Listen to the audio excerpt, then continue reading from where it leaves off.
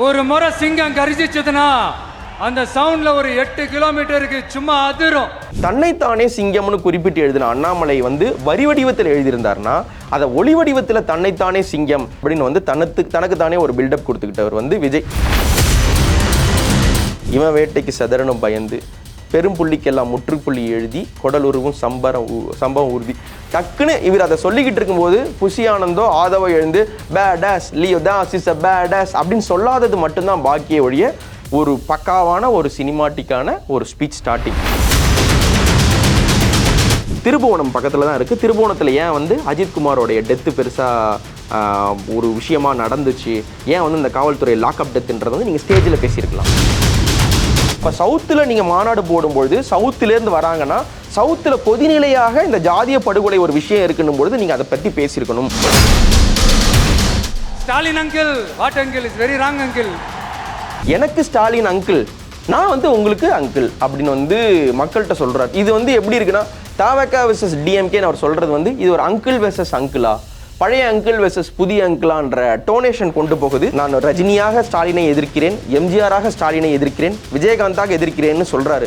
ஒரு விஜயாக எதிர்க்கிறேன்றதை எப்போ சொல்வாருன்னு நம்ம எதிர்பார்த்துட்டு இருக்க நேரத்தில் ஸ்டாலின் அங்கிள் அப்படின்னுறார். நீங்கள் கலைஞரை வந்து ஒரு மலினப்படுத்தும் டோனில் வந்து எம்ஜிஆர் உடம்பு சரியில்லாத நேரத்தில் வந்து ப்ளீஸ் எனக்கு ஏதாவது கொடுங்க, நான் வந்து ஆட்சி பண்ணுறேன், எம்ஜிஆர் வந்த உடனே திருப்பி கொடுத்துட்றேன்னு வந்து கலைஞர் இறைஞ்சி கேட்டுக்கொண்டார்ன்ற டோனை வந்து ஒரு எல்முருகன் டோன், ஒரு அண்ணாமலையோட டோன். விஜய் சொன்ன ஒரு குட்டி கதை, அந்த கதையை பற்றி என்ன நினைக்கிறீங்க? இந்த கதையே வந்து சீமானிடம் இருந்து நீங்கள் எடுத்த கதை தான். ஒரு விதையை கொடுத்து இதை நல்லா முளைக்க வச்சு வளர்த்து கொண்டு வரவன் எவனோ அவன் தான் இந்த நாட்டின் இளவரசன் அனுப்பிடுறான். சீமான் தான் இப்போ உங்களை பயங்கரமாக கலாய்ச்சிட்டு இருக்காரு, அணில்கள் சொல்கிறாரு, ஓரம் போன்றாங்க, தாவேக்கன் ஒரு கலாய்க்கிற டோனுக்கு அல்லது உங்களை ஏகடியம் செய்யக்கூடிய ஒரு இடத்துல ஒரு நிற்கிறாருன்னும் பொழுது அவர் சொன்னதே நீங்கள் திரும்ப சொல்லும் பொழுது யூ லேக் கண்டென்ட்ன்றது திரும்ப சொல்கிற மாதிரி ஆகுது இல்லையா? 6 மணிக்கு மேலே விஜய் வரமாட்டார் வெளியில் இங்கே ஒரு நக்கலுக்கு சொல்லிட்டு இருந்தது மெய்ப்பிக்கும் வகையில் 6 மணிக்கு முன்னாடியே முடிச்சுட்டாங்க. அப்புறம் எதுக்கு வந்து ஒரு 8 மணி வரைக்கும் நடக்கும் போகணும்னு தெரியல. வணக்கம் மகேஸ்வரன். வணக்கம். தமிழக வெற்றி கழகத்தோடைய 2வது மாநில மாநாடு மதுரையில் நடந்து முடிஞ்சிருக்கு. விக்ரவாண்டியில் நடந்த மாநாட்டுக்கும் மதுரையில் நடந்திருக்க மாநாட்டுக்கும் என்ன பாசிட்டிவ் டிஃப்ரென்ஸாக பார்க்குறீங்க? பாசிட்டிவ் டிஃப்ரென்ஸாக நான் பார்க்குறது வந்து விஜயோட பேச்சு வந்து ஒரு சர்டன் டிகிரிக்கு மெருகேறி இருக்கிறது. போன மாநாட்டில் வந்து பார்த்திங்கன்னா விஜயை தவிர எல்லாருமே நல்லா பேசியிருந்தாங்க. இந்த மாநாட்டில் மற்றவங்க பேசுனதை விட விஜய் வந்து அவங்களுடைய தொண்டர்களுக்கு என்டைஸ் செய்வது போல் கரெக்டாக பேசியிருக்காருன்னு நான் நினைக்கிறேன்.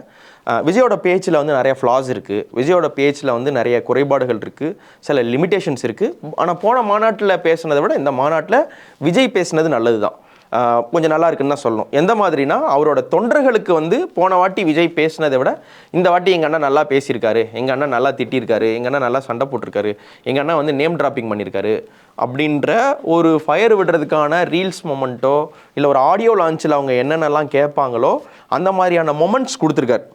இது வந்து அவங்களுடைய தொண்டர்களை சாட்டிஸ்ஃபை பண்ணுமானா கண்டிப்பாக அவங்களோட தொண்டர்களை சாட்டிஸ்ஃபை பண்ணும். ஆனால் தொண்டர்களை தாண்டி இது பொதுமக்கள்கிட்ட எந்த அளவுக்கு எக்கோ ஆகும், இல்லை அரசியல் வட்டாரத்தில் அரசியல் தலைவர்களுக்கு நெருக்கடி கொடுக்கக்கூடிய ஒரு ஸ்பீச்சாவோ இல்லை ஒரு நேரடியாக விமர்சனம் வைக்கக்கூடிய ஒரு ஸ்பீச்சாவோ இது மெருகேறவில்லை. அதை பற்றி நம்ம தொடர்ந்து பேசுவோம். இந்த பேச்சுகளுக்குள்ளே டீட்டெயிலாக போகிறதுக்கு முன்னாடி இந்த மாநாட்டு ஏற்பாடு எப்படி இருந்துச்சு விசாவிஸ் இந்த விக்ரவாண்டி மாநாட்டு ஏற்பாடுகளோட கம்பேர் பண்ணும்போது? இல்லை, ஐ ஃபெல்ட் பெரிய டிஃப்ரென்ஸ் இல்லை. விக்கிரவாண்டி மாநாட்டில் வந்து நிறைய பிரச்சனைகள் நாம் பார்த்தோம்.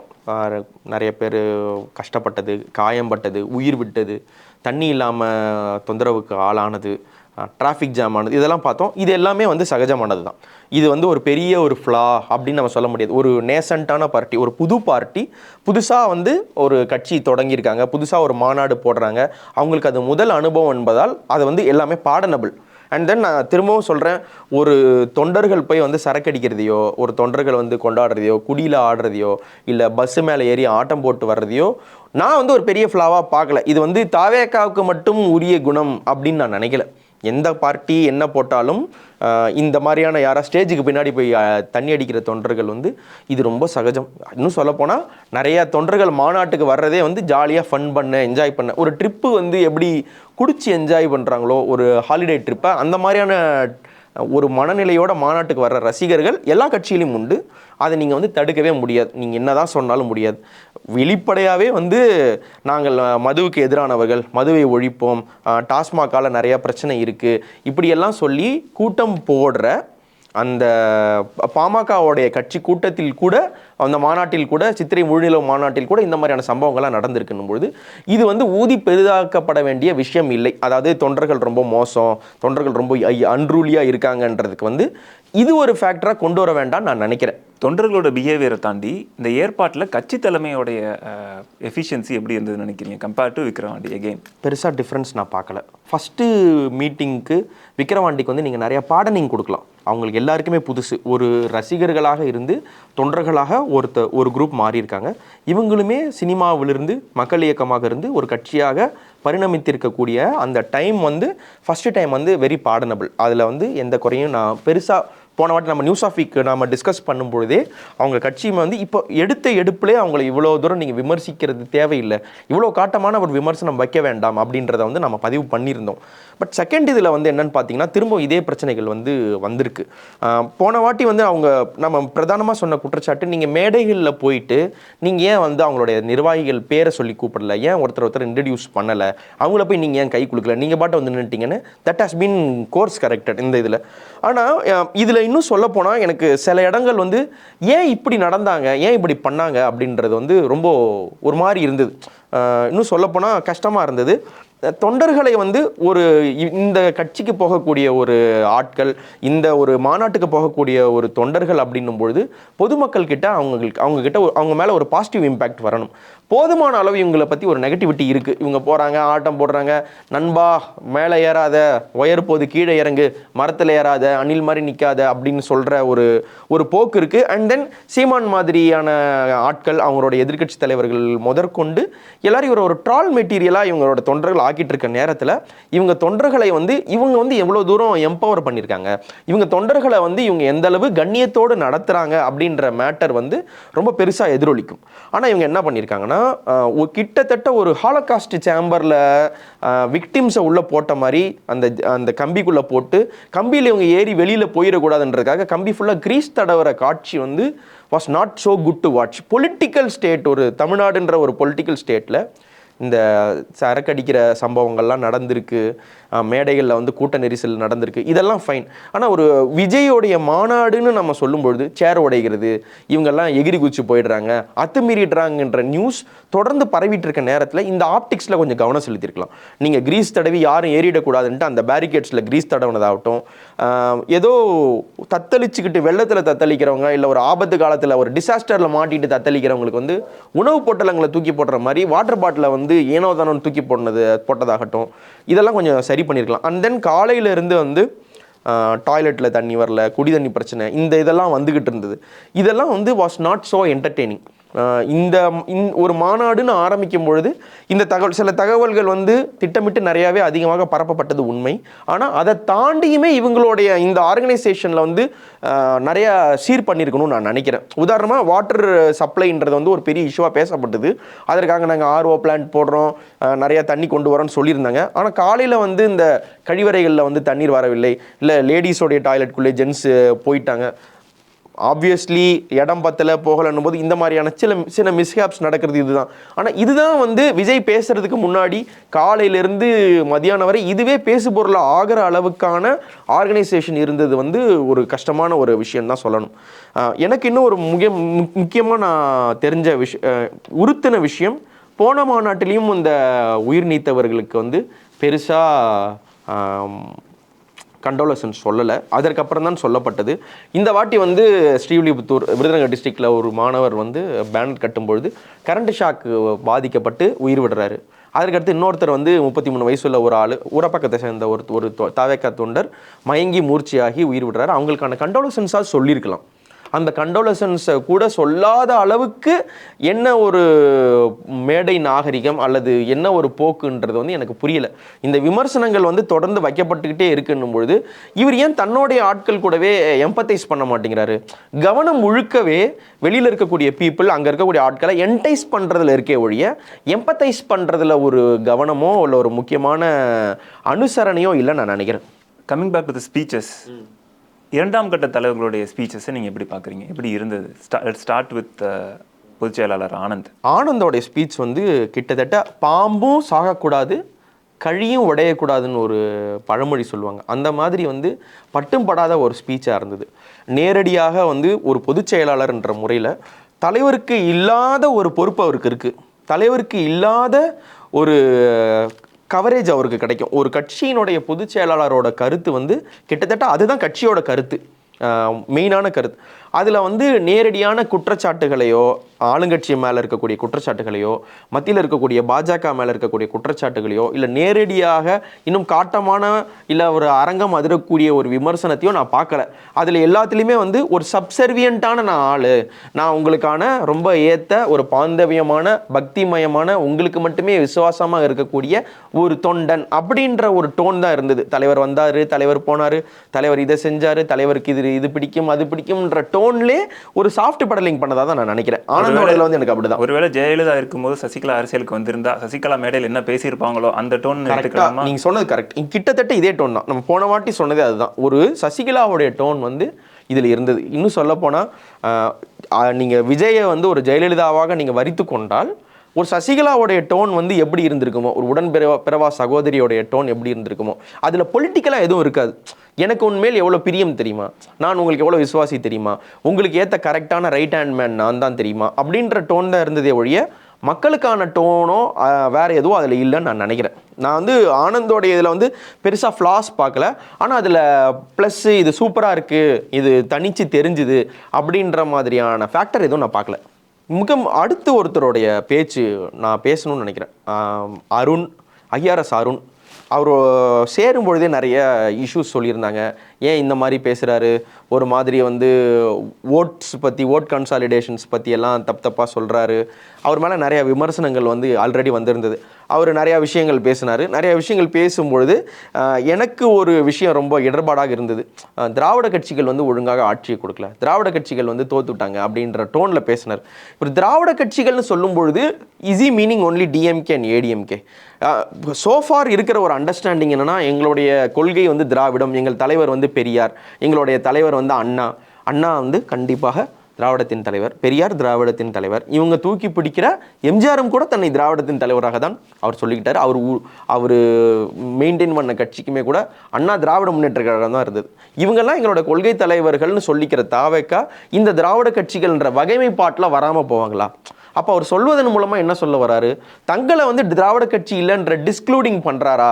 கிட்டத்தட்ட அவருடைய பிளாக்ஸில் அந்த காலத்தில் என்னென்ன எழுதியிருந்தாரோ ஒரு மெல்லியதான ஒரு பாஜகவுடைய குரல் அதில் கேட்குறது மாதிரி தான் எனக்கு இருந்தது.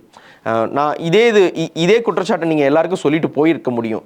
பட் போன வாட்டி வந்து நீங்கள் பார்த்தீங்கன்னா ஆதவ அர்ஜுனாவுடைய ஸ்பீச் வந்து ரொம்ப புல் டவுன் பண்ணுச்சுன்னு சொன்னோம். இந்த வாட்டி ஆதவ அர்ஜுனா ஒன்றும் ஹைப்பராக சூப்பராலாம் ஒன்றும் பழையதுக்கும் இதுக்கும் டிஃப்ரென்ஸாக ஒன்றும் பேசிடல. ஆனால் ஆதவ அர்ஜுனாவே பெட்டர்னு ஃபீல் பண்ண வைக்கிற அளவுக்கு அருண் ஐஆர்எஸ்னுடைய பேச்சு அப்படி தான் இருந்ததுன்னு நம்ம வந்து சொல்லணும். இவர் தானே அந்த சுந்தரபாண்டியன் சொன்னார், மதுரை மீட்ட சுந்தரபாண்டியன் இவர் தானே சொன்னார், தமிழ்நாட்டை மீட்க வந்த சுந்தரபாண்டியன் சொன்னார். சுந்தரபாண்டியன் வரலாறு உங்களுக்கு தெரிஞ்சிருக்கும், சகோதரத்துவம் நடந்தது. சுந்தரபாண்டியன் தன்னுடைய சகோதரர்களையோ இல்லை அவர் ஜெயிப்பதற்காக அலாவுதீன் கில்ஜியோடைய இல்லை டெல்லியினுடைய மாலிக் கஃபூரனுடைய சேவையை நாடுகிறார். அதுக்கப்புறம் அவங்களே முடிச்சு விட்டது வரலாறு. அப்போது அண்ணனை வந்து சுந்தரபாண்டியன் இவங்க சொல்லும் பொழுது என்ன மீன் பண்ண வராங்க, என்னனுடைய இம்பேக்ட் இவங்க மனசில் விஷுவலைஸ் பண்ணியிருக்காங்க, அது ஒரு ஃப்ரைடியன் ஸ்லிப்பா அப்படின்றது வந்து விவாதிக்கப்பட வேண்டிய விஷயம். தொடர்ந்து அவருடைய ஸ்பீச்சஸில் என்ன வருதுன்றதை நம்ம பார்ப்போம். கொள்கை பரப்பு செயலாளர் அருண் ஐஆர்எஸ் பேசுனது வந்து ஒரு பார்ஷியல் சங்கீத்தனமான ஒரு டோன் எடுக்குது அப்படிங்கிறது நீங்கள் சொல்லும் போது, அதுக்கு ஆப்போசிட்டாக ஒரு அதோடைய திராவிட முகமாக, தாவேக்காவுடைய திராவிட கொள்கையுடைய முகமாக வந்து ஆதவ அர்ஜுன் இருக்காருன்னு எடுத்துக்கலாம்? கண்டிப்பாக கிடையாதுன்னு நான் சொல்லுவேன். இன்னும் சொல்ல போனால் நீங்கள் போய் அருண் ஐஆர்எஸ் கிட்ட இப்போ நீங்கள் போய் அருண் நீங்கள் பேசுனது இப்படி இருக்கே, நீங்கள் பேசுனது இப்படி புரிஞ்சுக்கலாமா அப்படின்னு கேட்டால் டெஃபினட்டாக இல்லை, நாங்கள் ஒரு திராவிட கட்சி தான் அப்படின்னு சொல்கிற ஒரு நெஞ்சுரம் அவருக்கு நிச்சயமாக இருக்கும் நான் நம்புகிறேன். தன்னுடைய விளக்கத்தை வந்து இல்லை நான் அந்த டோனில் மீன் பண்ணல, நாங்கள் எங்களை ஒரு திராவிட கட்சியாக தான் பார்க்குறோம் அப்படின்னு அட்லீஸ்ட் ஃபார் நேம் சேக்காத அவர் சொல்லக்கூடிய ஒரு ஸ்கோப் இருக்கும். பட் ஆதவ அர்ஜுனாவுடைய அந்த ஸ்பீச்சில் இருக்கக்கூடிய டீவியேஷன்ஸ் நான் சொல்கிறேன். அவர் சொல்லிட்டு வந்திருந்தது என்னென்னா, it seems that they have come with a plan.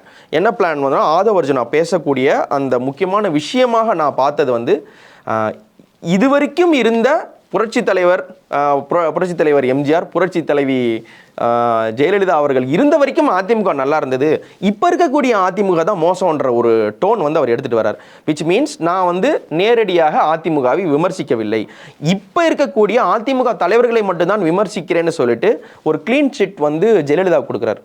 இந்திய வரலாற்றிலேயே ஒரு ஊழல் குற்றச்சாட்டுக்காக தண்டிக்கப்பட்ட முதலமைச்சர் வந்து எனக்கு தெரிஞ்ச ஜெயலலிதா தான்.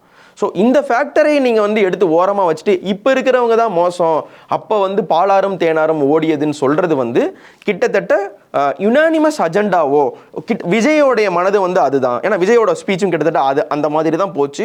அது நம்ம பின்னாடி வருவோம். ஆதவ் அர்ஜுனா சொன்னதுனுடைய அந்த ஒரு சாரமாக ஒரு சேஃப்கார்டிங் தன்மையை வந்து நான் அங்கே தான் வந்து நான் பார்த்தேன். அவர் சொன்னதில் நான் நோட் பண்ணியிருக்கேன், ஏன்னா எனக்கு நிறையா மறந்துடுது. அவர் சொன்னதில் வந்து இந்த ஒரு பாயிண்ட் தான் வந்து ரொம்ப எனக்கு தனிச்சு தெரிஞ்ச ஒரு பாயிண்ட். அதற்கடுத்து வந்து why is he trying to sound like Duraimurugan, ஸ்டாலினுக்கான ஒரு எலிவேஷன் கொடுக்கறதுக்கு வந்து தம்பி வா ஆட்சி அமைக்கவா அப்படின்னு வந்து துரைமுருகன் வந்து என்ன பண்ணாரு, ஸ்டாலினுக்கான ஒரு ஆரா பில்டிங்காகவோ இல்லை அவங்களுடைய கட்சிக்கான அந்த ஒரு அறைகூவலுக்காகவோ இவர் கொடுக்குறார்.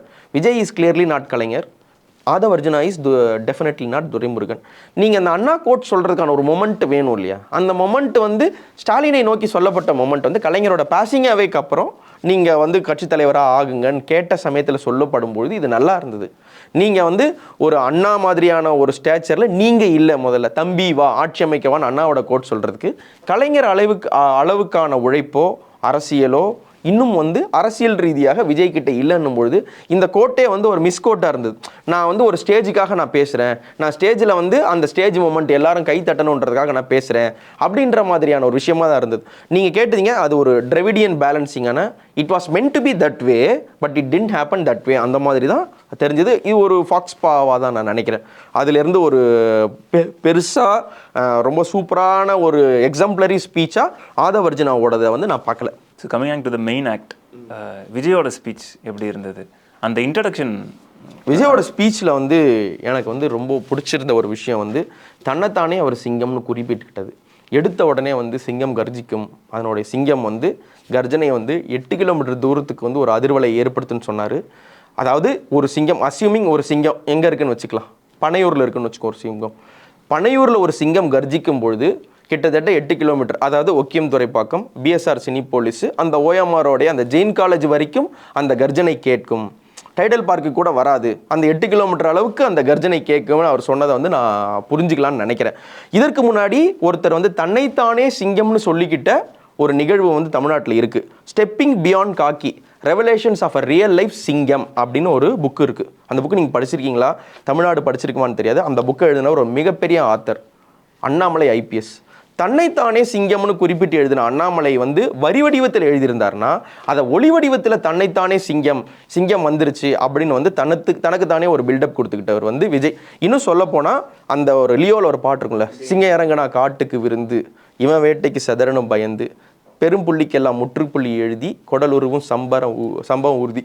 டக்குன்னு இவர் அதை சொல்லிக்கிட்டு இருக்கும்போது புஷி ஆனந்தோ ஆதவோ எழுந்து badass Leo Das is a badass அப்படின்னு சொல்லாதது மட்டும்தான் பாக்கிய ஒழிய ஒரு பக்காவான ஒரு சினிமாட்டிக்கான ஒரு ஸ்பீச் ஸ்டார்டிங்.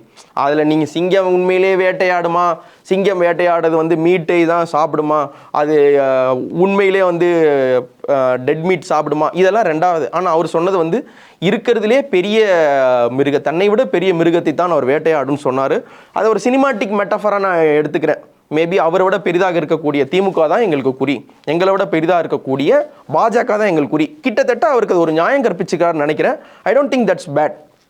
சொல்லப்போனால் அவர் என்ன பண்ணியிருக்காருன்னா ஒரு கிளியரான ஒரு பொசிஷனிங் பண்ணுறார். என்ன பொசிஷனிங்? டிஎம்கேவுக்கு எங்களுக்கு தான் போட்டி, which means DMK is having almighty power. பாஜகவை நாங்கள் எதிர்க்கிறோம், பாஜக இஸ் ஹேவிங் அல்மைட்டி பவர்.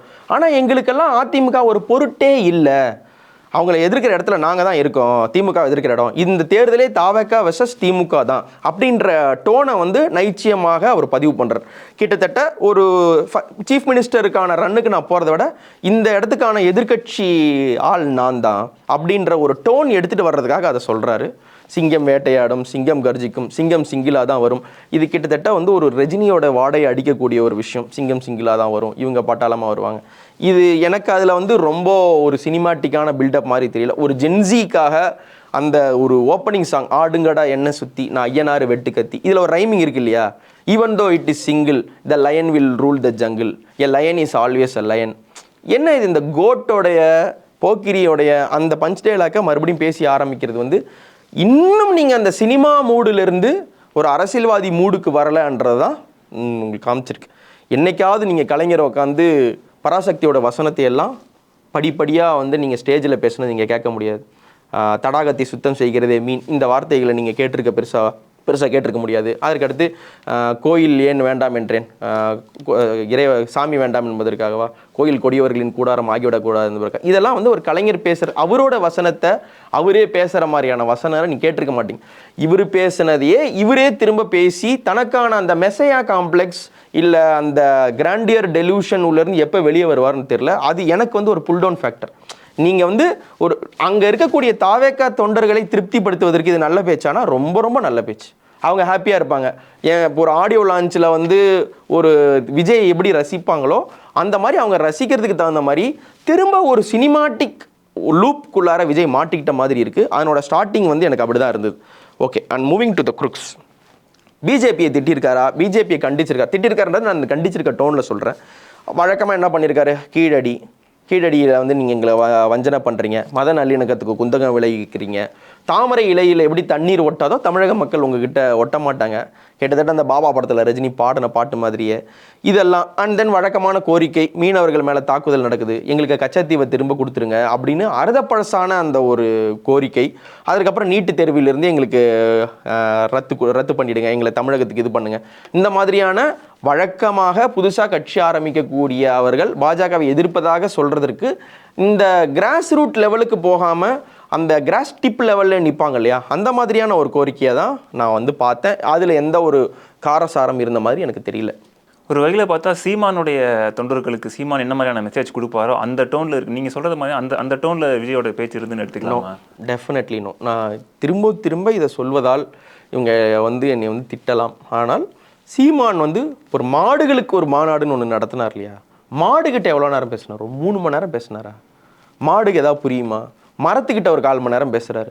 மாடுக்கு ஒரு 3 மணி நேரம், மரத்துக்கு ஒரு 1/4 மணி நேரம் இருக்கும்பொழுது மொத்தமாகவே 30 நிமிஷம் தான் நான் பேசுவேன். அந்த 30 நிமிஷமே ஒரு சினிமா ஒன்லைனர்ஸ் மாதிரி மேம்போக்காக தான் இருக்கும் அப்படின்ற ஒரு டோனுக்கு இவர் போய் திரும்ப மாட்டிக்கிட்டதான் நினைக்கிறேன். இது கிட்டத்தட்ட வந்து எனக்கு என்ன தோணுதுன்னா, உண்மையிலே வந்து திமுகவுக்கு ஒரு இன்னும் ஈஸியாக்குறவரோ எல்லாத்தையும் அப்படின்னு தோணுது. நீங்கள் திமுகவை கார்னர் பண்ணக்கூடிய இடத்துல இருக்கணும். திமுகவை நீங்கள் காட்டமாக விமர்சிக்கக்கூடிய விஷயங்கள் வந்து இருக்குது. திருபுவனம் பக்கத்தில் தான் இருக்குது. திருபுவனத்தில் ஏன் வந்து அஜித்குமாரோடைய டெத்து பெருசாக ஒரு விஷயமா நடந்துச்சு, ஏன் வந்து இந்த காவல்துறை லாக்அப் டெத்துன்றது வந்து நீங்கள் ஸ்டேஜில் பேசியிருக்கலாம். நீங்கள் கவினோடைய ஆணவ படுகொலைகள் ஏன் நடக்குது, கவின்ற ஒரு அப்பாவியோட உயிர் ஏன் போச்சு அப்படின்றத நீங்கள் பேசியிருக்கலாம். சரி, நீங்கள் விழுப்புரத்தில் நீங்கள் ஒரு மாநாடு போடுறீங்க, அது ஒரு வட தமிழ்நாடு, அந்த வட தமிழ்நாடில் வந்து நீங்கள் போய் இதை பேசக்கூடிய ஸ்கோப் இல்லைன்னு நினைக்கலாம். What is the point of going to south? நீங்கள் மதுரை போகிறீங்க, நீங்கள் நெல்லையிலேருந்து வந்திருப்பாங்க, கன்னியாகுமரியிலேருந்து வந்திருப்பாங்க, சேரன் மாதேவிலேருந்து வந்திருப்பாங்க, தூத்துக்குடியிலேருந்து வந்திருப்பாங்க. அப்போ சவுத்தில் நீங்கள் மாநாடு போடும்பொழுது சவுத்துலேருந்து வராங்கன்னா சவுத்தில் கொதிநிலையாக இந்த ஜாதிய படுகொலை ஒரு விஷயம் இருக்குன்னும் பொழுது நீங்கள் அதை பற்றி பேசியிருக்கணும். அதற்கு நீங்கள் ஏன் வந்து ஒரு ஆணவ கொலைக்கு வந்து தனி சட்டம் இயற்ற மாட்டீங்க அப்படின்ற கேள்விகளை வந்து இவர் கேட்டிருக்கணும். அந்த கார்னரிங் இவர் பண்ணவே இல்லை. இவர் சரி இதை பண்ணலையா? துப்புரவு தொழிலாளர் மேட்டர் எவ்வளோ பெருசாக ஓடிக்கிட்டு இருந்தது. திமுகவினரே கண்டனம் தெரிவிக்கக்கூடிய ஒரு மேட்டராக அது இருந்திருக்கு. கூட்டணிக்குள்ளார வந்து ஒரு சின்ன சலசலப்பு ஏற்படுத்தக்கூடிய ஒரு விஷயமா வருது. விசிகா விட்டுருங்க, கம்யூனிஸ்டுகள் நீங்கள் கன்சிடர் பண்ணிக்கிட்டீங்கன்னா ஒரு சின்ன ரிஃப்டாக அதில் இருந்திருக்கு. இவங்களுக்கு வந்து ஏன் நள்ளிரவில் கைது பண்ணீங்க, ஏன் போராடவங்களாம் கைது பண்ணாங்கன்ட்டு நீலம் சோஷியல் மீடியா குரூப்புக்கும் டிஎம்கே குரூப்ஸ்க்கும் நடக்கக்கூடிய தகராறுகள்லாம் இருந்திருக்கு. இதெல்லாம் ஒரு பெரிய விஷயமாக இவர் பேசியிருக்கலாம். இந்த விஷயத்தை எல்லாம் பேசாமல் நீங்கள் வந்து குடும்ப ஆட்சி செய்கிறீர்கள், நீங்கள் வந்து ரகசியமாக ஆர்எஸ்எஸோடு தொடர்பில் இருக்கிறீர்கள், நீங்கள் ரகசியமாக பாஜகவுக்கு அடிபணிந்து விட்டீர்கள் என்ற ஒரு சாஃப்ட் பெடலிங்கை வந்து திமுகவை தள்ளுகிறார். விஜயோட பிரச்சனை, விஜயோட பேசுவதில் இருக்கக்கூடிய பிரச்சனை அவர் திமுகவை எதிர்க்கிறார் என்பது அல்ல, திமுகவை சரியாக எதிர்க்க மாட்டேங்கிறார். அப்ப என்ன ஆகுதுன்னா, நீங்க இதை பேச வேண்டாம், சீமான் இந்த மாதிரி பேசிட்டு இருக்காரு இல்லையா, கம்யூனிஸ்டுகள் இதை பற்றி பேசிட்டு இருக்காங்க இல்லையா, அம்பேத்கரிஸ்ட் இதை பற்றி பேசிட்டு இருக்காங்க இல்லையா, ஒரு ஜாதி ஆணவ படுகொலையெல்லாம் நடக்கக்கூடாதுன்னு சொல்லிட்டு ஒரு சமூக ஆர்வலர்கள் பேசிட்டு இருப்பாங்க இல்லையா, அந்த மாதிரியான ஆட்கள் பேசும்போது கூட இதை ஏன் நீங்கள் டைல்யூட் பண்ணி விடுறீங்க? இந்த மாதிரி நார்மலாக பேசி பாஜகவை கண்டிக்கிறீங்க, கோரிக்கை வைக்கிறீங்க, ரைட்டு. எரிஞ்சிட்டு இருக்க மேட்டர் என்ன? பீகார் எலெக்ஷன்ஸில் ஓட்டர் ஸ்டெஃப்ட் வந்து நிறையா நடந்திருக்கு. ஏன் வந்து 0ன்னு போட்டு அவங்களுடைய ஓட்டர் வீடே இல்லைன்னு சொல்லிட்டு 30-40 பேர் ஏன் ஒரே வீட்டில் இருக்காங்க? ABCDEFGHல மாற்றி போட்டு ஏன் அப்பா பேரோடு இருக்காங்க? இப்படின்ற விஷயத்தை வந்து கேட்டிருக்கணும். இவங்களே தான் ராகுல் காந்திக்கு சப்போர்ட் தெரிவிச்சிருந்தாங்க. நாங்கள் நிற்கிறோம் பாஜக கண்டன்னு இவங்க சொல்லியிருந்தாங்க. இது மேடையில் பேசியிருக்க வேண்டிய ஒரு விஷயம். மேடையில் இதை விட்டுட்டு தீர்மானத்தில் இதை பேசியிருக்காங்க. தீர்மானம்னு சொல்லி இவர் என்ன பண்ணியிருக்காருன்னா ட்விட்டரில் வந்து ஒரு அறிக்கை விட்டுருக்காரு. அந்த தீர்மான 2வது தீர்மானமாவோ 3வது தீர்மானமாவோ இது இருக்குது. மொத்தம் ஒரு 6 தீர்மானம் விட்டுருக்காங்கன்னு நினைக்கிறேன். அதில் இதை நான் பார்த்த ஞாபகம். இதை நீங்கள் ஸ்டேஜில் பேசியிருக்கலாமே. ஸோ நீங்கள் காட்டமாக பாஜகவை விமர்சிக்க, காட்டமாக இப்போ கரண்ட்டாக பாஜகவை, எலெக்ஷன் கமிஷனை, இடிஐ இதெல்லாம் நீங்கள் கேட்கக்கூடிய ஒரு ஸ்கோப் இருந்தது. நீங்கள் பாஜகவையும் சரியாக விமர்சிக்காமல் விட்டீங்க. உங்களுடைய கொள்கை எதிரியை சரியாக விமர்சிக்கல. அரசியல் எதிரி நிறைய தப்பு பண்ணியிருக்காங்கல்ல. அரசியல் எதிரி கேள்வி கேட்கலாம்ல. அரசியல் எதிரி கேள்வி கேட்பது என்பது திமுகவினுடைய ஒட்டுமொத்த அரசையும் அங்கே இருக்கக்கூடிய மினிஸ்டர்ஸையும் நீங்கள் கேள்வி கேட்க வேண்டிய ஒரு விஷயம். ஆதவ அர்ஜுனா சைலண்ட்டாக மூர்த்தியை மட்டும் விமர்சிச்சுட்டு மதுரைக்கு நான் வந்தால் மதுரையை நான் விமர்சித்தேன்னு சொல்லிட்டு போகலாம். இவர் மதுரையில் இருக்கக்கூடிய இஷ்யூ சொல்லியிருக்கலாம். அங்கே இருக்கக்கூடிய மாநகராட்சி ஏன் குப்பை கொட்டலை, 10ஆம் இடத்துல ஏன் வந்து அது அசுத்தமான சிட்டின்னு வந்தது, நீங்கள் ஏன் திரை போட்டு மூடுனீங்க, இதெல்லாம் கேட்டிருக்கலாம். கணவர் இப்போ அரெஸ்ட் ஆகி மேயரோட கணவர் அரெஸ்ட் ஆன விஷயத்தை நீங்கள் எடுத்துருக்கலாம். கொஞ்ச நாளுக்கு முன்னாடி டங்ஸ்டன் எடுக்க போகிறோன்னு சொல்லிட்டு அரிட்டாப்பட்டியில் வந்து ஒரு பெரிய போராட்டம் நடந்தது. இவர் பரந்தூருக்காக தன்னை போராடுவதாக சொல்லி கொண்டவர், பரந்தூர் வந்து வரக்கூடாதுன்னு தீர்மானம் இயற்றவர். பரந்தூர் எந்த அளவுக்கு வெயிட்டேஜான ஒரு போராட்டமாக இருந்ததோ அதே அளவுக்கான மதுரை மக்களோட ஒரு வெயிட்டேஜான போராட்டம் வந்து அரிட்டாப்பட்டி டங்ஸ்டன் எடுக்கப்படும்னு சொன்ன ஒரு விஷயம். அதை பற்றியும் பெருசாக இல்லை. ஸோ இந்த பீப்புள் கனெக்டிவிட்டி இல்லாமல் ஒரு ஆடியோ லான்ச்சில் என்ன பேச முடியுமோ இதை வந்து ஒரு பொலிட்டிக்கல் லான்ச்சாக மாற்றி தான் பேசியிருக்காரு நான் நினைக்கிறேன். ஃபர்ஸ்ட் திங் அதான். அண்ட் தென் அங்கிள்னு வந்து ஸ்டாலினை சொன்னது, ஐ டோன்ட் திங்க் அதில் வந்து ஒரு பெரிய இஷ்யூ இருக்கிற மாதிரி நான் நினைக்கல. அவர் வந்து ஸ்டாலினை வந்து மலினப்படுத்துவதற்காக சொன்னாரா இல்லை ஒரு ஜோக்கா சொன்னாரா அப்படின்றதுக்குள்ளே நான் பெருசாக போக விரும்பல. ஆனால் அவர் சொல்லியிருந்த டோன் எப்படி இருக்குன்னா, நான் அவங்க வீட்டு பையன் அங்கிள்னு ஒன்று கூட்டு வளர்ந்த இந்த பையன். இப்போ அன்புள்ள ரஜினிகாந்த்னு ஒரு படம், அதில் வந்து அங்கேருந்து மீனா தூரமாக ரஜினி அங்கிள்னு ஓடி வருவாங்க. உடனே ஒரு ரஜினி வந்து முத்துமணி சரமே பா அப்படின்வார், கண்ணுரங்க நேரமானதே. அந்த மாதிரியான ஒரு மாமா மச்சினர், மாமா மருமகன், அந்த மாதிரியான ஒரு டோனில் uncle it is wrong uncle அப்படின்னு. நான் திரும்பவும் சொல்கிறேன், இதை வந்து ஒரு ஜாலியான விஷயமா கொண்டு போகிறதுன்றது வேற, கீப்பிங் டிஎம்கே அக்கௌண்டபிள் அண்ட் ரெஸ்பான்சிபிளாக மாற்றுறதுன்றது வேற. நீங்கள் அவர் அப்பான்னு கூப்பிட்றாங்கன்றதுக்காக அவர் அங்கிள்னு நீங்கள் சொன்னீங்கன்னா தன்னைத்தானே அவர் தாய்மாமான்னு சொல்லிக்கிறார். ஸ்னோலினோடைய விவகாரத்தை எடுத்து அந்த அம்மா வந்து நீங்கள் வந்து தாய்மாமன் மாதிரின்னு சொல்லிக்கிறார். அவங்களுக்கு மட்டும் தாய்மாமன் இல்லை, நான் எல்லாருக்குமே தாய்மாமன். அதான் அவர் சொல்கிறது என்னென்னா, எனக்கு ஸ்டாலின் அங்கிள், நான் வந்து உங்களுக்கு அங்கிள் அப்படின்னு வந்து மக்கள்கிட்ட சொல்கிறார். இது வந்து எப்படி இருக்குன்னா, தாவக வெர்சஸ் டிஎம்கேன்னு அவர் சொல்கிறது வந்து இது ஒரு அங்கிள் வெர்சஸ் அங்கிளா, பழைய அங்கிள் வெர்சஸ் புதிய அங்கிளான்ற டோனேஷன் கொண்டு போகுது. இது வந்து ஒரு ஜாலியாக கிண்டல் அடிக்கவோ பேசுறதுக்கோ நல்லா இருக்கும். ஆனால் திரும்பவும் சொல்கிறேன், அந்த எதிர்க்கட்சியாக செயல்பட வேண்டிய, எதிர்க்கட்சியாக ஒருத்தர் நிற்க வேண்டிய ஒரு இடம் தமிழ்நாட்டில் காலியாக இருக்கிறது. அந்த இடத்த நோக்கி நாங்கள் தான் ஒரு ஆணித்தரமான எதிர்க்கட்சி, நாங்கள் தான் பேசுகிறோம் போகிறோன்னு சொல்லிட்டு ஒரு பதட்டத்தில் பேசக்கூடிய எடப்பாடி கூட ஒரு ஆம்புலன்ஸ் டிரைவரை கூட சண்டை போடுற லெவலுக்கு அந்த இடம் பறிபோயிடுமோன்ற ஒரு பதட்டம் இருக்கிறது. அப்போது இதை கேபிட்டலைஸ் பண்ணுறதை விட்டுட்டு ஸ்டாலினை யார் அதிகமாக கலாய்க்கிறதுனா அதுக்கு மீம் கிரியேட்டர் போதுமே. ஸ்டாலினை கலாய்க்கிறதுக்கு நீங்கள் எதுக்கு இதையே பண்ணுறேன், இது ஏடிஎம்கே பண்ணுவாங்களே, நான் ஏடிஎம்கே பண்ணுறதை விடவும் நான் பெட்டராக பண்ணுவேன், இல்லை ஏடிஎம்கே இருக்க வேண்டிய இடத்துல நான் இருக்கேன்னு சொல்கிறதுக்கான பாயிண்ட் இந்த ஆட்சியில் இருக்கக்கூடிய குறைகள், இந்த ஆட்சியில் இருக்கக்கூடிய பிரச்சனைகள், இந்த ஆட்சியில் இருக்கக்கூடிய ஃபியாஸ்கோஸ், வெறும் ஊழல், வெறும் குடும்ப ஆட்சி, இந்த டோனில் சொல்லிக்கிட்டே இருக்கிறதுக்கு விஜய் எதிர்க்குங்க ஆச்சா. அதற்கு அடுத்து ரஜினியே ரஜினியை வந்து மறைமுகமாக குறிப்பிட்டு பேசுனது, நான் வராதவர், இவரே வரல, இவர் வந்துடுவாரான்னு சொன்னாங்க அப்படின்னு சொன்னது, நான் வந்துட்டேன். அதாவது நான் ரஜினி கிடையாது, நான் ரஜினியை விட பெட்டர். அரசியலில் வந்து சினிமாவில் வந்து ரிட்டையர் ஆகிட்டு அரசியலுக்கு வராங்க. மறைமுகமாக கமல்ஹாசனை சொன்னது. ஆனால் உண்மையிலே வந்து அரசியலில் வந்து சினிமா வந்து ரிட்டையர் ஆகிட்டு கிட்டத்தட்ட அரசியலுக்கு வந்து நான் நினைக்கிறது பர்சனல் ஒப்பீனியன் வந்து விஜயகாந்த் தான். ஆனால் இவர் என்ன பண்ணிட்டார், விஜயகாந்தோட தம்பி நான் அப்படின்னு சொல்லி ஒரு ஒரு ஒரு ஒரு காயின் எடுக்கிற ஒரு டேக் எடுக்கிறார். அந்த இடத்துல அந்த காயினிங் எடுக்கிறார் விஜயகாந்தோட தம்பி. பாடல்களில் வந்து அண்ணாமலை தம்பி இங்கே ஆட வந்த இடான்னு ரஜினியை சொன்னார். அதுக்கடுத்து வசீகரா பாட்டில் எம்ஜிஆரை சொன்னார். அதுக்கடுத்து நம்ம விஜயகாந்த்னு சொல்கிறாரு. இன்னும் நான் ரஜினியாக ஸ்டாலினை எதிர்க்கிறேன், எம்ஜிஆராக ஸ்டாலினை எதிர்க்கிறேன், விஜயகாந்தாக எதிர்க்கிறேன்னு சொல்கிறாரு. ஒரு விஜயாக எதிர்க்கிறேன்றது எப்போ சொல்வாருன்னு நம்ம எதிர்பார்த்துட்டு இருக்க நேரத்தில் ஸ்டாலின் அங்கிள் அப்படின்னுறார். ஸோ இந்த டைலூஷன் எங்கன்னு புரியுதா? ஒரு நாளும் ரஜினிகாந்த் வந்து அரசியல் கட்சி ஆரம்பிக்க போகிறன்ற சமயத்தில் ஸ்டாலின் கிட்ட சாஃப்ட் பெடலிங் பண்ணலை. பெரியாரை அட்டாக் பண்ணுற பாயிண்ட் வரைக்கும் அவர் போனார். விஜயகாந்த் வந்து நேரடியாக கலைஞரை திட்டுறாரு, நேரடியாக ஸ்டாலினை திட்டுறாரு. கிட்டத்தட்ட அது ஒரு குடுமிப்பிடி சண்டை நடக்காத லெவலுக்கு, நாக்கம் அடிச்சுக்கிட்டு ஜெயலலிதாவை திட்டுற லெவலுக்கு, சண்டை போடுற லெவலுக்கான ஒரு ஸ்ட்ராங் லீடராக விஜயகாந்த் இருந்தார். மக்கள் நீதி மையத்தில் அட்லீஸ்ட் இப்போ அவங்க கூடி கொலாவிக்கிட்டு இருந்தாலும் ஒரு சமயத்தில் வந்து டிவி பொட்டி மேலே டார்ச் லைட்டை தூக்கி அடிக்கிற அளவுக்காவது கோவத்தை எக்ஸ்பிரஸ் பண்ணாங்க. அந்த அளவு கூட பண்ணாமல், நான் உங்கள் வீட்டு பையன், நான் லைட்டாக விமர்சிக்கிறேன், கண்டுக்காதீங்க, இது ஸ்டாலினே புன்முறுவலோடு கவனிப்பார் ரசிப்பார்ன்ற டோனில் விமர்சனத்தை கொண்டு போனது டைல்யூட்டிங் த எதிர்கட்சியின் குரல், டைல்யூட்டிங் த கவர்மெண்ட்டுக்கு எதிராக இருக்கக்கூடிய குரல்ன்ற மாதிரி தான் என்னால் பார்க்க முடியுது. கிட்டத்தட்ட இது வந்து டிஎம்கேவும் இதைத்தான் விரும்பும். எங்களுக்கு ஏடிஎம்கேலாம் ஒரு மேட்ரு இல்லை, எங்களுக்கு பிஜேபிலாம் ஒரு மேட்ரு இல்லை அப்படின்னு வந்து அவங்க நினைக்கிற மாதிரி இவங்க ஆமாம் உங்களுக்கு மேட்ரு இல்லை தான், போட்டியே உங்கள் கூடிய எங்கள் கூடியும் தானே, இதை அவங்க ரசிப்பாங்க. ஏடிஎம்கேவை களத்திலிருந்து அப்புறப்படுத்தக்கூடிய வேலையை டிஎம்கே செய்கிற மாதிரி இவரும் செய்கிறார். இதில் ஒரு உபாயத்தை நான் பார்த்தேன். மோடி அவருடைய 2024 பிரச்சாரத்தின் போது என்ன பண்ணியிருந்தாருன்னா, இந்த மண்ணில் நான் பேசுவதற்கு ரொம்ப பெருமைப்படுறேன், இந்த மண் எப்படிப்பட்ட மண் தெரியுமா, இந்த மண் வந்து எம்ஜிஆர் பிறந்த மண், வாழ்ந்த மண், அந்த ஒரு டோன் எடுத்தார். இவர் கிட்டத்தட்ட அதே தான். எப்படிப்பட்ட ஒரு புரட்சி தலைவர் இருந்த இடம் இப்போ எப்படி இருக்குது, யாருக்கிட்ட மண்டிட்டு இருக்கிறாங்க தெரியுமா அப்படின்னு சொல்வதன் மூலமா என்னென்னா, உங்களுக்கெல்லாம் எடப்பாடின்ற தலைவர் சரி கிடையாதுப்பா. அண்ணாமலை கொஞ்ச நாள் முன்னாடி பேசினார் இல்லையா, எப்பேற்பட்ட இயக்கம் திமுகவை எதிர்ப்பதற்காக தொடங்கப்பட்ட இயக்கம் அதிமுக, அப்படிப்பட்ட அதிமுக இப்படி ஒரு தற்குறி அப்படின்லாம் சொல்லி ரொம்ப ரொம்ப காட்டமாக அண்ணாமலை எடுத்தார் இல்லையா, அதே டோனில் தான் அப்படிப்பட்ட ஒரு இயக்கம் திமுகவை திட்டுவதற்காக பெருசாக தொடங்கப்பட்ட இயக்கம் இப்படி போய்விடலாமா அப்படின்ற டோனை தான் இவரும் எடுத்திருக்காரு. இப்படி போய்விடலாமான்னு அவங்க சொல்ற இடத்துல வந்து பாஜக கூட ஏன் கூட்டணி வைக்கிறீங்க, ஆமா எங்க கூட வாங்கன்றது தான். அவர் இந்த மொத்த இதுலையுமே அதிமுகவை திட்டி எதுவும் பேசவில்லை. ஸ்னோலின் சொல்றார், ஸ்னோலினுடைய படுகொலை எப்படி நடந்தது, யாரால் நடந்தது, இந்த கேள்வி எல்லாருக்கும் இருக்கு இல்லை, நீங்க கேட்குறீங்க இல்லையா. இப்போ ஸ்னோலினோடது நான் போனேன், ஸ்னோலின் அம்மா சொல்கிறாங்க நாங்களே, ஸ்னோலினை சுட்டது யார், ஸ்டாலினா சுட்டாரு.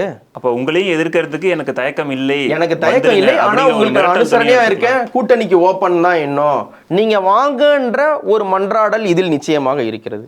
நீங்க வந்தீங்கன்னா உங்களுக்கு ஆட்சி பகிர்வோட நாம இருந்துக்கலாம், சுயமரியாதையோட இருக்கலாம், வாங்கன்னு இருக்கு. இன்னும் சொல்ல போனா எடப்பாடி அல்லாத சக்திகள் யாராவது அதிமுக கைப்பற்றி வந்தாங்கன்னா நான் உங்களை ஆதரிக்க தயாராக இருக்கேன், அல்லது அதிமுகவை லீட் பண்ணவே நான் தான் கரெக்டான ஆளுன்ற சொல்கிற டோன் தான் வந்து நான் அதில் பார்த்தேன். ஓபிஎஸ்க்கான அழைப்பாகவும் எடுத்துக்கலாம், ஓபிஎஸ்க்கான அழைப்பாகவும் எடுத்துக்கலாம். இது கிட்டத்தட்ட வந்து நான் தான் அதிமுகவை லீட் பண்ண ரொம்ப கரெக்டான ஆள் பாருங்கள், திமுக தான். அதிமுகவுக்கு என்ன கொஞ்ச நாள் இப்போ பிஜேபிகிட்ட சேர்றதுக்கு முன்னாடி வரைக்கும் அவங்களோட டோன் என்ன, எங்களுக்கு வந்து நாங்கள் திமுகவுக்கு நாங்கள் தான் எதிர்க்கிறோம், மத்தியில் இருக்க பாஜகவை நாங்கள் எதிர்க்கிறோம், எங்களை போல் யாரும் உண்டானாங்களே, அந்த டோன் தான் இவரும் எடுத்திருக்காரு. அவங்க ஒரு வேளை சேரலன்னா இதை அவர் எடுத்திருப்பாரா என்னன்னு தெரியல. இதில் எதுவும் வந்து எனக்கு பெருசாக வித்தியாசமாக தனிப்பட்டு தெரிகிற மாதிரி தெரியவே இல்லை. திரும்பவும் அதே ஒரு சாஃப்ட் கோர் பாலிடிக்ஸு, அதே ஒரு சாஃப்ட் பெடலிங் இருக்கிற மாதிரி தான் விஜயோட ஸ்பீச் வந்து நான் பார்த்தேன். இதற்கு ஸ்ட்ராங்கான ரியாக்ஷன் வந்து இவர் சொல்லி முடித்த அடுத்த சில நேரங்களே எடப்பாடி கிட்டேருந்து வந்தது. விச் மீன்ஸ் இந்த இடத்தை நோக்கி, தங்களுடைய இடத்தை நோக்கி விஜய் வேகமாக வருகிறார். அட்லீஸ்ட் இவருக்கு அந்த ஒரு எண்ணம். விஜயோட ஸ்பீச்சில் இருக்க குறைபாடுகள் விட்டுருங்க, அதை நான் I will set this aside for this moment. ஆனால் எடப்பாடியோட ஸ்டார்க் ரியாக்ஷன் என்ன காட்டுதுன்னா, இல்லை நாங்கள் தான் இருக்கோம், திமுக எதிர்க்கிற இடத்துல நாங்கள் தான் இருக்கோம், நாங்கள் தானே பிரதான எதிர்கட்சின்னு சொல்கிற மாதிரி. அவர் என்ன சொன்னால், அதிமுக யார் கையில் இருக்குன்றது கூட சில லீடர்ஸ்க்கு தெரியலனா இவங்கெல்லாம் என்ன லீடர்ஸு அப்படின்னு சொல்கிறதாகட்டும். கட்சி ஆரம்பிக்கிறது வந்து ரொம்ப ஈஸின்னு நினைக்கிறாங்க, ஆரம்பித்த அன்னைக்கே வந்து தனி முதலமைச்சராக நினச்சிக்கிறாங்க. அப்படியெல்லாம் யாரும் நினைக்க முடியாது அப்படின்னு ஒரு ஸ்ட்ராங்கான எதிர்வினையை வந்து இவர் சொல்லியிருக்காரு. யார் வேணால் கட்சி நடத்தலாம், ஆனால் அதற்காக ரொம்ப உழைக்க வேண்டியிருக்கும் அப்படின்ற டோனை வந்து ஒரு ஸ்டார்க்கான இது. அவர் அறியாமையில் பேசுகிறார், அவர் பேசுகிறலாம் எனக்கு ஒரு மேட்ரே இல்லை அப்படின்னு சொல்லிட்டு திரும்பவும் இதை வந்து ரொம்ப கேஷுவலாக ஹேண்டில் பண்ணுறார். ரொம்ப கொந்தளிச்ச டோன்லலாம் இல்லை, அவர் அப்படி தான் பேசுவார், அவர் என்ன வேணால் பேசலாம், அவருக்கு கூட எங்கள் தலைவர் தான் தேவைப்படுறாரு பார்த்தீங்களா, எம்ஜிஆர் இல்லைன்னா அவங்களுக்குலாம் ஒன்றுமே இல்லை, எம்ஜிஆர் எத்தனை பேரை வாழ வைத்தார் பற்றியா அப்படின்ற டோனை எடுக்கிறார். இதில் எனக்கு வந்து விஜய் கிராஸ் த லைன் நான் நினைக்கிறேன்னா, நீங்கள் தமிழ்நாட்டில் வந்து நீங்கள் ஸ்டாலின் சரியில்லை அது சரியில்லைன்னு சொல்வதை நீங்கள் வந்து இப்போ ரூலிங் பார்ட்டி மேலே நீங்கள் வைக்கக்கூடிய விமர்சனமாக ஏற்றுக்கொள்வார்கள். நீங்கள் கலைஞரை வந்து ஒரு மலினப்படுத்தும் டோனில் வந்து எம்ஜிஆர் உடம்பு சரியில்லாத நேரத்தில் வந்து ப்ளீஸ் எனக்கு ஏதாவது கொடுங்க, நான் வந்து ஆட்சி பண்ணுறேன், எம்ஜிஆர் வந்த உடனே திருப்பி கொடுத்துட்றேன்னு வந்து கலைஞர் இறைஞ்சி கேட்டுக்கொண்டார்ன்ற டோனை வந்து ஒரு எல்முருகன் டோன், ஒரு அண்ணாமலையோட டோன், அதாவது ஒரு இதுவரை எடப்பாடி எடுக்காத ஒரு டோன், இதுவரை ஜெயலலிதா எடுக்காத ஒரு டோனை இவர் எடுத்துகிட்டு வர்றது வந்து ஏன் இந்த வேலைன்னு வந்து தோணுது. அந்த லைனை வந்து கிராஸ் பண்ணியிருக்க தேவையில்லைன்னு தோணுது. அப்படியெல்லாம் நடக்கவும் இல்லை. அப்படி நடந்திருக்கக்கூடிய வாய்ப்பே இல்லாத நேரத்தில் நான் அப்போ பிறக்கல, எம்ஜிஆரோட பழகிற வாய்ப்பு கிடைக்கலன்னார். அப்போ இவர் பிறக்காதப்ப நடந்த ஒரு விஷயத்த, இல்லை நடந்ததா இவர் நடந்துக்கிற ஒரு விஷயத்த வந்து உண்மை போல் நம்பி பேசுவது வந்து தாவேக்காவுக்கு அழகல்ல. ஒரு பாயிண்ட்டாக புள்ளி விவரத்தோட இதற்கு காரணம் என்னன்னு பேசுகிறது தான் அவங்களுக்கு இருக்கக்கூடிய மாண்பாக இருக்கணும். அதை அவங்க தலைவரே ஒரு நல்ல பிரசிடென்ட் செட் பண்ணலன்னு நான் நினைக்கிறேன். இன்னொரு விஷயம், அவர் ஒரு ஸ்கேம் ஒன்று பண்ணுறாப்புல. கிட்டத்தட்ட வந்து அவங்க தொண்டர்களுக்கு வந்து ஒரு ஹைப் ஏற்றி விட்டுட்டு அதை புஷ்ஷுன்னு ஆக்குறதுக்கு திரும்பவும் சீமானுக்கான ஒரு அனலாகி நான் கொண்டு வரணும்னு நினைக்கிறேன். கடந்த தேர்தலில் சீமான் வந்து எங்கே போட்டி போட போகிறாருன்றதை அவர் அறிவிக்க போகிறாருன்னு சொல்லும் பொழுது, கடலூரில் தான் சீமான் நிற்க போகிறாருன்னு சொல்லி கடலூரில் வச்சு அனௌன்ஸ் பண்ணுறாரு. எல்லாரும் வந்து அவரை போய் ஆற தழுவிக்கிறாங்க. அதுக்கப்புறம் கடலூரில் தான் போட்டி போடுறார். ஜெயிக்கிறோம் தோக்குறோன்றதை தாண்டி அந்த இடத்துல இருக்கக்கூடிய ஒரு தொண்டருக்கு, அல்ல அந்த இடத்துல இருக்கக்கூடிய ஒரு மாவட்ட செயலாளருக்கோ அமைப்பு செயலாளருக்கோ ஒரு பெரிய மொரால் பூஸ்ட்டை கொடுக்கக்கூடிய ஒரு விஷயம், நான் நீங்கள் போட்டி போட போகிறேன்னு சொல்கிறது. உங்களுக்காக இவ்வளோ மெனக்கெட்டு மாநாடு நடத்துகிறாங்க இல்லையா, இவ்வளோ தூரம் பிரச்சனை இருக்கு இல்லையா, கொடிகம்பம் விழுது, அதெல்லாம் தாண்டி மதுரை தொண்டர்கள் எல்லாரும் கூடுறாங்க இல்லையா, அப்போ அவங்களுக்கு நியாயம் கற்பிக்கிற அளவுக்காவது உண்மையிலே நான் தான் வேட்பாளர்னு சொல்லியிருக்கணும். பேப்பர் இப்படி கையில் எடுத்துக்கிட்டாரு. சரி, உங்களுக்கெல்லாம் நான் ஒரு சர்ப்ரைஸ் வச்சுருக்கேன், நான் வந்து வேட்பாளர் லிஸ்ட் இப்போ சொல்ல போகிறேன். அதாவது ஒரு பெரிய ஒரு சர்ப்ரைஸ் கொடுக்குறதா நினச்சி மதுரை கிழக்கு தொகுதி விஜய் அப்படின்றாரு. ஒரு டட்ரா கிளாப்ஸை அப்படின்ற மாதிரியான ஒரு பாஸ் கொடுக்குறாரு. கமல் திடீர்னு பிக் பாஸ்ல பண்ணுவார் இல்லையா, ஒரு ஜோக் சொல்லிட்டு இப்படி ஆடியன்ஸ் பார்ப்பாரு, சிரிங்கடா கை தட்டுங்கடா அப்படின்றது, கை தட்டுங்கப்பா அப்படின்னு. இந்த ஒரு பட்டிமன்றத்தில் வந்து லியோனி இதை சொல்லிட்டு ஒரு ஜோக் சொல்லிட்டு சிரிக்கிறாங்களான்னு பார்ப்பார் இல்லையா, அந்த மாதிரியான ஆரவாரம் வருமானு பார்க்குறாரு. ஆரவாரம் வருது. அடுத்து மதுரை மேற்கு விஜய் அப்படின்னு வரிசையாக சொல்கிறாரு. S Karthik, A Karthik, K Karthik, attendance register சொல்கிற மாதிரி எல்லாத்துலேயும் விஜய் பேர் சொல்கிறார். இது எவ்வளோ பெரிய ஒரு கண்ட, ஒருவேளை ஜெயலலிதா மாதிரி 4 தொகுதியில் போட்டி போட்டாங்கன்னா இருக்கலாம், சொல்ல முடியாது. அது பண்ணக்கூடிய தினவு அவருக்கு இருக்கான்றது எனக்கு தெரியல. ஜெயலலிதாவாக நினைத்து கொள்ளலாம். ஜெயலலிதாவாக ஆறுதுன்றது வந்து இட்ஸ் அ டாண்டிங் டாஸ்க். எனக்கு கலைஞரை கலாய்க்கிறதுக்கெல்லாம் முன்னாடி ஒரு வேட்பாளர் அறிவிப்புன்றது ஒரு சாதாரண விஷயம் இல்லை.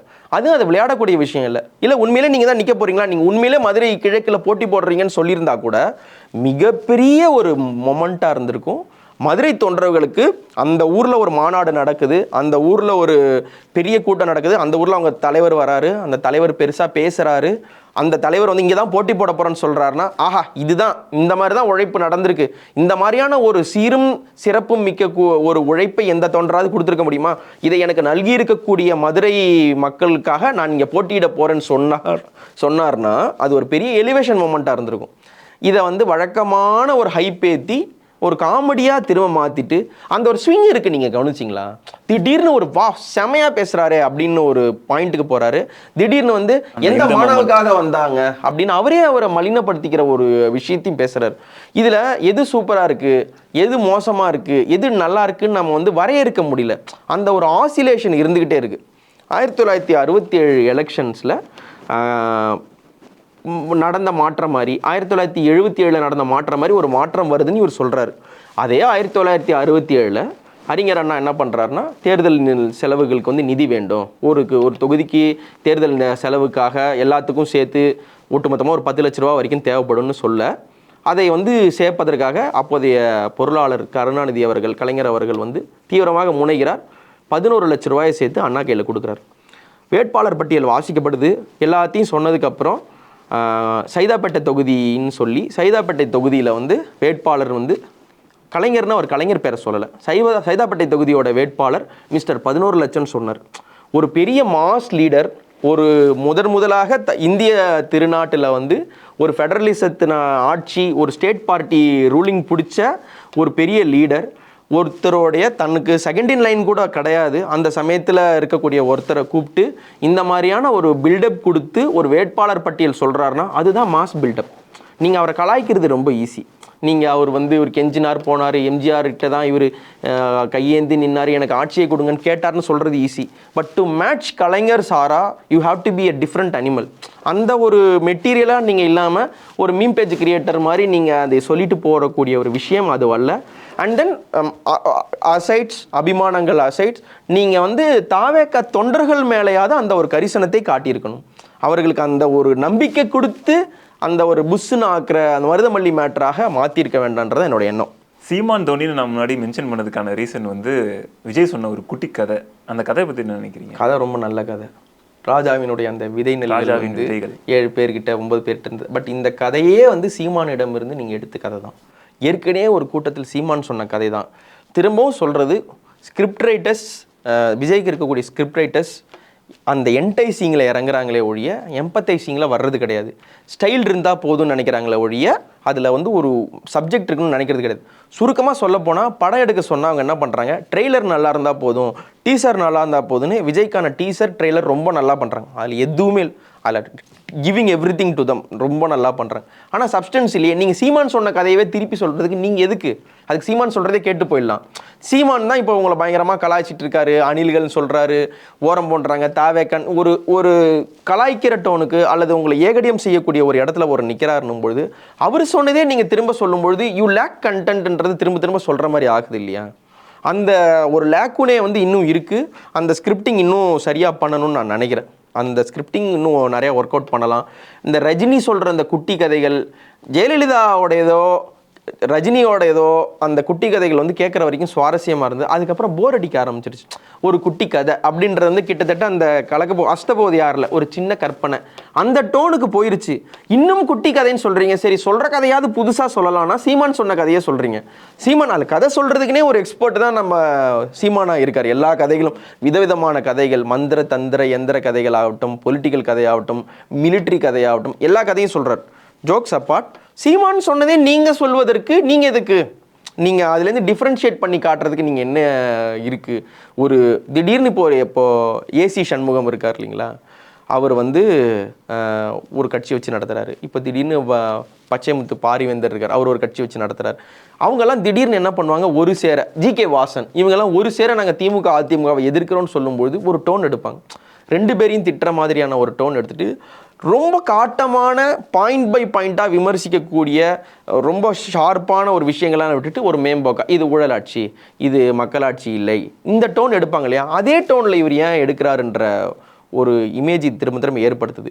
சொல்லப்போனால் இந்த தொண்டர்கள்ட்ட வந்து நிறையா பேட்டிகள் வாக்ஸ் பாப்ஸ் எடுத்தாங்க மாநாடு ஆரம்பிக்கிறதுக்கு முன்னாடி. அவங்களாம் ரொம்ப ஃபயராக சீமானே அப்படி இரு இப்படி இருன்னு சொல்லி சீமானுக்கு ஒரு காட்டமான ஒரு பதிலடிகள் கொடுக்குறதாகட்டும், எங்கள் தலைவர் கேவலமாக பேசாதீங்க, நீங்கள் யார் தெரியுமா அப்படின்னு சொல்கிற ஒரு பாயிண்ட்டுக்கு அவங்க போகிறாங்க.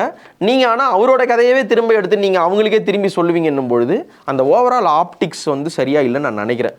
இந்த மாநாடே ஒட்டுமொத்தமாக ஒரு ஆடியோ லான்ச் மாதிரி தான் நடந்து முடியும். கண்டிப்பாக அப்படிதான். 6 மணிக்கு மேலே விஜய் வரமாட்டார் வெளியில் இங்கே ஒரு நக்கலுக்கு சொல்லிட்டு இருந்தது மெய்ப்பிக்கும் வகையில் 6 மணிக்கு முன்னாடியே முடிச்சுட்டாங்க. அப்புறம் எதுக்கு வந்து ஒரு 8 மணி வரைக்கும் நடக்கும் போகணும்னு தெரியல. ஒழுங்கான டைம் சொல்லியிருக்கலாம். பொதுவாகவே திமுக அதிமுக 2 பேருடைய மாநாடு எப்படி இருக்குன்னா 2 நாள் நிகழ்வாக நடப்பது உண்டு. முதல் நாள் வந்து என்ன பண்ணுவாங்கன்னா கலை நிகழ்ச்சிகளாகட்டும், பேசுறதாகட்டும், ரொம்ப ஒரு மேடை பேச்சுகளாகட்டும், அடுத்த நாள் வந்து தலைவர்களுடைய உரை முடிச்சுட்டு மாநாட்டோடைய தீர்மானம்னு சொல்லி 2வது நாளாக நிறைவு பெறும். அப்புறம் அது ஒரு நாளாக சுருங்குச்சு. ஆனால் இது ஒரு 3 மணி நேரம் ஈவெண்ட்டாக அது சுருங்கும். அந்த 3 மணி நேரத்துலையும் ஒரு 33 நிமிஷம் இவர் பேசுவார்ன்றது வந்து இது மாநாடு அல்ல. இதற்கு பேர், இந்த ஃபார்மெட்டுக்கு தமிழ்நாடு வச்சிருக்கக்கூடிய பேர் பொதுக்கூட்டம். இந்த ஒரு பொதுக்கூட்டம் அண்ட் தென் 3 மணி நேரத்தில் வந்து ஒரு படத்தை விட ஒரு படம் ஓடுற அளவுக்கு தான் நாங்கள் ஓட்டுவோம். ஒரு படத்துக்கு வந்து இன்டர்வல் பிளாக் இருக்குது, ஓப்பனிங் சாங் இருக்குது, இந்த இடத்துல ஒரு மாஸ் மொமெண்ட் இருக்குன்ற ஒரு படத்துக்கான ஸ்கிரிப்டே ஒரு மாநாட்டுக்கு செட் ஆகாது. ஒரு மாநாடுன்றது வந்து அரசியல் படுத்தணும் தொண்டர்களை அல்லது அங்கே இருக்கக்கூடிய தலைவர்களை வந்து ரொம்ப எம்பவர் பண்ணணும். இல்லை ஆளுங்கட்சிக்கு வந்து ரொம்ப ஒரு பயம் ஏற்படுத்தக்கூடியதுக்கு இந்த தீர்மானம் நாங்கள் போடுறோம். திரும்ப அதே பரந்தூர் தீர்மானம், பரந்தூரை தாண்டி வேறு ஒன்றுமே சொல்லவே இல்லை. ஜாதி ஆணவ படுகொலை பற்றி சொல்லவும் இல்லை. டிஎம்கேவை கார்னர் பண்ணுற விஷயத்த ஸ்ட்ராங்காகவும் சொல்லவே இல்லை. இது எல்லாத்தையும் நான் வந்து டெக்ஸ்ட்டாக கொடுத்துக்கிறேன், நான் வோக்கல்ஸில் சொல்கிறது வந்து ரொம்ப நார்மலாக பேசுகிறத பேசிட்டு போகிறேன்னு சொல்கிறதுக்கு பேர் வந்து பொதுக்கூட்டம் பொதுக்கூட்டம் போதும், மாநாடு தேவையில்லை. இதையுமே நீங்கள் பனையூர்லேருந்தே பண்ணியிருக்கலாம். நீங்கள் அங்கேருந்து ஜாயின் பண்ணிக்கோங்க போய்க்கோங்கன்னு சொல்லிட்டு இதையுமே பனையூர்லேருந்து பண்ணியிருக்கக்கூடிய ஒரு ஸ்கோப்பு தான் இருக்குது. திரும்ப இது ஒரு ஜோக்கெல்லாம் தாண்டி வீதிக்கு வாங்க, மக்களோடு மக்களாக நில்லுங்க, மக்களோட போராட்டங்களில் மக்களோடு நில்லுங்கள், ஏன் நீங்கள் இன்னும் வரமாட்டீங்கன்ற குற்றச்சாட்டு வந்துக்கிட்டே இருக்குது. அந்த மாதிரியான ஒரு நேரத்தில் சிங்கம் வேட்டைக்கு மட்டும்தான் வரும்னா எந்த வேட்டைக்கு? ஓட்டு வேட்டைக்கு மட்டும்தான் வருமா? அப்படி பார்த்தாலும் பெண் சிங்கம் தான் வேட்டையாடும். ஆண் சிங்கம் பெருசாக வேட்டையாடி ரொம்ப ஆக்ரோஷமாக வேட்டையாடி நான் பார்த்ததில்லை. பெண் சிங்கங்கள் வேட்டையாடும், ஆண் சிங்கத்துக்கு ஒரு இது கொடுக்கும். சிங்கம் வேட்டைக்கு தான் வரும், சாதாரண விஷயத்துக்குலாம் வராது. அப்போனாது நான் இறங்கினாலே வேட்டை, இது கிரிவலம், அந்த டோன்லேயே ஏங்க இருக்குது? எதுவாக இருந்தாலும் நான் வருவேன், எதுவாக இருந்தாலும் நான் நிற்பேன், எனக்கு சம்மந்தப்படாத விஷயமா இருந்தாலும் நான் உள்ளே வந்து நிற்பேன். டிஎம்கே காரர் வர்றதுக்கு முன்னாடி நான் நிற்பேன், அதிமுக காரர் பேசாத விஷயத்தை நான் பேசுவேன். ஒரு கம்யூனிஸ்ட் தொட தயங்குற ஒரு வாக்கு பிரச்சனையாகட்டும், ஒரு கிளாஸ் பிரச்சனையாகட்டும், ரூலிங் கிளாஸ் வெர்சஸ் நான் ரூலிங் கிளாஸு, அப்ரஸஸ் வெர்சஸ் அப்ரஸ்டு, இந்த மாதிரி ஒரு கம்யூனிஸ்ட் தொடாத ஒரு பாயிண்ட் ஆகட்டும், ஒரு அம்பேத்கர் தொடாத ஒரு பாயிண்ட் ஆகட்டும், அதை நான் பேசுவேன், நான் மக்களோட நிற்பேன்னு சொல்கிறது தான் ஒரு டோட்டலிட்டேரியன் பாலிடிக்ஸு. நான் அது போகாமல் நான் ஒரு மாஸ் மூமெண்ட் க்ரியேட் பண்ணுவேன், நான் ஒரு பஞ்ச் டைலாக் பேசுவேன், நான் நடந்து வருவேன், நான் ஆந்திராக்காரர் மாதிரி தலையில் அந்த துண்டை கட்டிக்குவேன், தலைவருக்கே திரும்ப மாலை போட்டேன், இப்படி ஜெயிச்சுக்கிட்டே இருப்போம், யாரும் அழிக்க முடியாதுன்ட்டு கை நீட்டி பேசுறதில் ஒரு மொமெண்ட் கிரியேட் பண்ணுறதுல எதுவுமே இல்லை. திரைக்கு நல்லாயிருக்கும். தயவு செஞ்சு அடுத்த மாநாட்டில் ஐ திங்க் அடுத்து சில பணிகள்லாம் அவர் சொல்லியிருக்காரு. எலெக்ஷன் முன்னாடி ஒரு மாநாடு நடக்கும்னு நினைக்கிறேன், மக்களோடு மக்களாக சில பயணம் போவார்னு நினைக்கிறேன். அந்த பயணத்திலாவது முழு அரசியல்வாதியாக மாறி முழுமையாக திமுகவை காட்டமாக விமர்சியுங்கள், முழுமையாக பாஜகவை கேள்வி கேளுங்கள். பாஜகனா பாஜகவுடைய மெஷினரிஸாக இருக்கிறவங்கள கேள்வி கேளுங்க, எல்லாத்தையும் கேளுங்க. நீங்கள் பாஜகவையும் திமுகவையும் விமர்சிக்கிறன்ற பேரில் அவங்களுக்குன்னு இருக்கக்கூடிய அந்த சின்ன எதிர்ப்பையும் டைலூட் பண்ணிடாதீங்கன்றதான் விஜய்கிட்ட வைக்கக்கூடிய வேண்டுகோளாக இருக்குது. மற்றபடி தொண்டர்களுக்கு, இந்த ரசிகர்களுக்கு பிடிக்கும், விஜய் ஃபேன்ஸ்க்கு பிடிக்கும், விஜய் ரஜினி பிடிச்சவங்களுக்கு இந்த படம் பிடிக்கும். ஃபர்ஸ்ட் ஆஃப் சூப்பர், 150 கோடி கலெக்ட் பண்ணிருச்சு. இந்த மாதிரி செலிப்ரேட் பண்ணுற ஒரு கூட்டத்துக்கு, அவரை பார்த்தாலே போதும்னு நினச்சி ஒரு ஈவெண்ட்டாக பார்த்துட்டு போன கூட்டத்துக்கு ஒரு நல்ல, அவங்களுக்கு பிடித்த ஒரு நல்ல தாய்மாமனாக மிளிர்கிறார். ஒரு மாமன் படத்தில் ஒரு சூரி எப்படி ஒரு நல்ல தாய்மாமனாக மிளிர்ந்தாரோ அந்த மாதிரி தனது தொண்டர்களுக்கு ஒரு நல்ல தாய்மாமனாக, அவரே சொன்ன மாதிரி ஒரு தாய்மாமனாக, ஒரு நல்ல மாமனாக அவர் மிளிர்கிறார். அதை தாண்டி தமிழ்நாட்டினுடைய ஒரு தலைவராகவோ, தமிழ்நாட்டினுடைய spearhead of the opposition party, spearhead of the opposition politics, spearhead that will question the ruling பார்ட்டியாக மாறுவதற்கு இன்னும் நெடுந்தூரம் செல்ல வேண்டும் என்ற ஒரு இமேஜை தான் இந்த மாநாடு ஏற்படுத்தியிருக்குன்னு சொல்லணும். தொடர்ந்து அவருடைய மாநாடுகள் இன்னும் கூர்மையடையணும், இன்னும் சிறப்பாக அவரோட பேச்சுகள் இருக்கணும், இன்னும் ஓப்பனாக அவர் எதிர்க்கணும்னு சொல்லி அவர்கிட்ட உரிமையோடு கேட்டுக்கொள்கிறோம். நன்றி நன்றி நன்றி. Subscribe to One India and never miss an update.